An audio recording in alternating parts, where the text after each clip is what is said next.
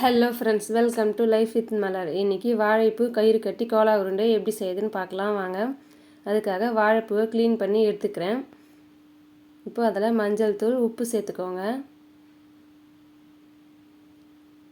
தண்ணி சேர்த்து நம்ம இதை வேக வச்சு எடுத்துக்கலாம். இப்போ ஒரு மிக்சர் ஜாரில் சின்ன வெங்காயம் சேர்த்துக்கோங்க. பட்டை, கிராம்பு சேர்த்துக்கோங்க.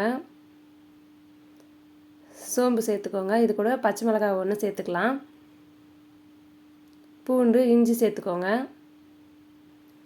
பொட்டுக்கடலை சேர்த்துக்கோங்க. இப்போ துருவி வச்சுருக்க தேங்காயும் இது கூட சேர்த்துக்கலாம்.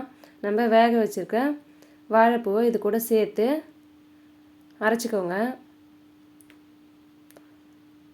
கொரப்பாக அரைச்சி எடுத்துக்கோங்க. இப்போ இதை ஒரு பவுலில் சேர்த்துக்கலாம். இதில் மிளகாய்த்தூள், உப்பு சேர்த்துக்கோங்க. கட் பண்ணி வச்சுருக்க கொத்தமல்லி சேர்த்துக்கோங்க. இப்போ இதை நல்லா மிக்ஸ் பண்ணி விட்டுக்கலாம். இது நல்லா கலந்த பிறகு உருண்டைகளாக உருட்டிக்கோங்க. இப்போ எல்லா உருண்டையும் உருட்டின பிறகு நான் வாழை நார் எடுத்துக்கிறேன். இதை இந்த அளவு மெல்லிசாக எடுத்துக்கோங்க. இப்போ உருண்டையை சுற்றி நம்ம கயிறு கட்டி விட்டுக்கலாம்.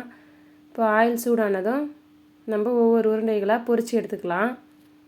லோ ஃப்ளேம்லேயே வச்சு பொரித்து எடுத்துக்கோங்க. இது நம்ம கயிறு கட்டாமல் உருண்டைகளை பொரித்து எடுத்துக்கலாம்.